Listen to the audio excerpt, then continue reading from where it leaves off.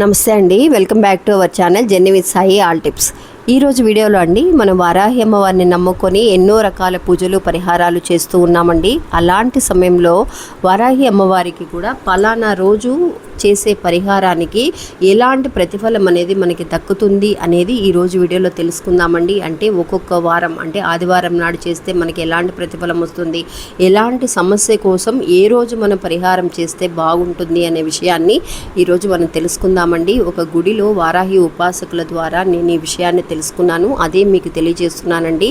ఇంకా వీడియోను పూర్తిగా చూడండి ఫ్రెండ్స్. వీడియోలోకి వెళ్ళడానికి ముందుగా మన ఛానల్ ఎవరైతే కనుక కొత్తగా చూస్తున్నారో వాళ్ళు ప్లీజ్ సబ్స్క్రైబ్ చేసుకొని చూడండి. వీడియో నచ్చితే కనుక ఒక చిన్న లైక్ చేసి సపోర్ట్ చేయండి. ఇంకా మీకు ఏదైనా పర్సనల్గా సమస్యలు అనేవి ఉంటే, అంటే భార్యాభర్తల మధ్య సమస్యలు కానీ, ప్రేమ, పెళ్లి, సంతానం, విదేశీ ప్రయాణం, పెళ్లి సంబంధాలు వచ్చి దూరమైపోవడం, కుటుంబంలో మనశ్శాంతి లేకపోవడం, ఇట్లాంటి సమస్యలకి ఏదైనా సరే ఫోన్లోనే స్వయంగా మాట్లాడి పరిష్కారం చేయగలిగేటటువంటి మహానుభావుడండి ఈయన మల్లికార్జునరాజు గారు.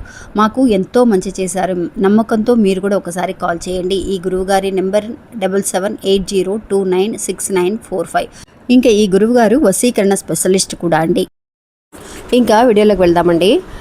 నిజంగా అండి, వారాహి అమ్మవారికి మనం ఎప్పుడైతే కనుక కష్టంలో ఉన్నామో, కష్టంలో ఉన్న ప్రతిసారి కూడా అమ్మ అని పిలిస్తే ఒక దీపారాధన వెలిగించి అందులో అమ్మని చూసుకుంటూ మనం ఎన్నో రకాల మంత్రాలతో అమ్మవారిని పిలుస్తున్నామండి. అలాంటి సమయంలో కొంతమంది అక్క నేను పంచమీ తిథి పాటిస్తున్నానక్క, నేను 3 పంచమీ తిథులు కానీ 5 పంచమీ తిథులు నేను చేస్తున్నాను అనేవాళ్ళు కూడా ఉన్నారండి. ఒక్కొక్కరికి ఒక్కొక్క నమ్మకం అనేది ఉంటుంది. అలాగే ఇప్పుడు చూడపోయే ఈ విషయం అనేది అంటే ఏ వారంలో అమ్మవారిని పూజిస్తే, ఎలా పూజిస్తే ఎలాంటి ప్రతిఫలం అనేది దక్కుతుంది, ఎలాంటి కష్టం కోసం ఏ వారాలైతే మంచిది అనేది ఈరోజు తెలుసుకుందామండి.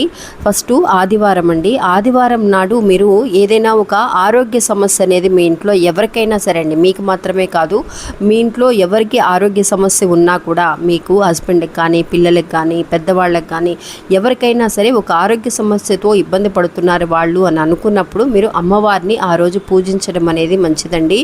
అంటే వరుసగా 3 ఆదివారాలు కానీ ఒక 5 వారాలు కానీ మీరు అమ్మవారి దగ్గర నేను ఇలా పూజ చేస్తాను అని ఏదైనా సరే మీరు మొక్కుకోవచ్చు. లేదంటే కనుక అమ్మవారి దగ్గర ఒక దీపారాధన చేసి మీకు ఇష్టమైన ఒక నైవేద్యాన్ని, అంటే బెల్లంతో ఎలాంటి ఒక నైవేద్యం చేసినా కూడా అమ్మవారికి చాలా ఇష్టం అండి. బెల్లం పానకం కానీ లేదంటే ఒట్టి బెల్లం ముక్కరైనా మీరు అమ్మవారికి నైవేద్యంగా పెట్టి అమ్మవారి దగ్గర ఒక 5 నిమిషాల పాటు కూర్చొని ఎవరికైతే కనుక ఒక సమస్య, ఆరోగ్య సమస్య ఉందో వాళ్ళ పేరు చెబుతూ మీరు ఒకే సమయంలో అంటే 3 ఆదివారాలు చేసినా 5 ఆదివారాలు చేసినా కూడా ఒక నాన్ వెజ్ అనేది తినకుండా చక్కగా శుభ్రంగా ఇలా దీపారాధన చేసుకోండి ఫ్రెండ్స్. నిజంగా మంచి రిజల్ట్ అనేది కనిపిస్తుంది. అలాగే ఇంకా సోమవారం నాడు అంటే ఎవరికైతే కనుక ఒక మెచ్యూరిటీ లేకుండా కొంచెం అక్క మా పిల్లలకి ఒక 10 ఏళ్ళు అయిపోయింది, 12 ఏళ్ళు అయింది, వాళ్ళకి సరిగ్గా మెచ్యూరిటీ రాలేదక్క, వాళ్ళు సరిగ్గా చదవటం కూడా వాళ్ళకి సరిగ్గా చేత కావడం లేదు, చదివినా కూడా గుర్తుంచుకోలేకపోతున్నారు అని అన్నా కానీ, లేదంటే ఒక ఫిజికల్గా ఏదైనా ప్రాబ్లమ్స్ ఉన్నాయి అని అనుకున్న వాళ్ళ కోసం మీరు సోమవారం నాడు అమ్మవారికి పూజలు చేయడం అనేది చాలా మంచిదండి. మీరు ఎప్పుడు కూడా వారాహి అమ్మవారికి రాత్రిపూట పూజ చేసుకోండి ఫ్రెండ్స్. 8 గంటల నుంచి 9 గంటల సమయంలో చేసుకోండి. 3 సోమవారాలు కానీ 5 సోమవారాలు కానీ నేను చెప్పే ఈ పరిహారాలన్నీ కూడా మీరు కంటిన్యూస్గా ఒక 3 వారాలు 5 వారాలు అంటే ఆదివారం చేస్తే ఆదివారం, సోమవారం అయితే సోమవారం, మీ సమస్యని బట్టి కంటిన్యూస్గా చేసుకోండి ఫ్రెండ్స్. బుద్ధి స్వాధీనం లేని వాళ్ళు ఉంటారు కదా, వాళ్ళ కోసం కానీ ఫిజికల్గా కానీ అలాంటి సమస్యలు ఉన్న వాళ్ళు మీరు సోమవారం నాడు అమ్మవారిని పూజించడం అనేది చాలా మంచిది. అలాగే మంగళవారం నాడు మీరు భూమికి సంబంధించిన సమస్యలండి, అంటే కోర్టు తగాదాలు కానీ, భూమి అమ్ముడుపోవడం లేదు, సరిగ్గా పంటలు అనేవి పండడం లేదు, ఏదైనా గొడవలు ఉన్నాయి, ఏదైనా తగాదాలు ఉన్నాయి అని అనుకున్న వాళ్ళు, మీరు ఇల్లు కొనాలని అనుకుంటున్నాము మధ్యలో ఆగిపోయింది, రియల్ ఎస్టేట్కి సంబంధించిన వాళ్ళు కానీ, ఎలాంటి భూమికి సంబంధించిన విషయాల కోసమైనా సరే మీరు ఒక మంగళవారం నాడు అమ్మవారిని, నేను ముందు ఫస్ట్ చెప్పినట్టుగా అమ్మవారిని పూజించడం అనేది చాలా మంచిదండి. అలా 5 వారాలు ఖచ్చితంగా మీరు చేయగలిగితే ఎలాంటి సమస్య అయినా సరే తీరుతుందండి. 5 వారాలు అంటే 5 మంగళవారాలు. ఇంకా తర్వాత బుధవారం నాడు మీరు ఏదైనా సరే అప్పుల సమస్యల్లో బాధపడుతున్నాము, అప్పుల నుంచి బయటపడలేకపోతున్నాము, అప్పుల వాళ్ళు చాలా ఇబ్బంది పెడుతూ ఉన్నారు, రావాల్సిన డబ్బులు రాలేదు అని అనుకున్న వాళ్ళు, మీరు బ్యాంకులో బంగారం పెట్టుకున్నాము అది విడిపించుకోలేకపోయినా కూడా అది కూడా ఒక రకమైన అప్పులే కాబట్టి అలాంటి అప్పుల బాధలు ఉన్నవారు మీరు బుధవారం నాడు అమ్మవారిని పూజించడం అనేది చాలా మంచిదండి.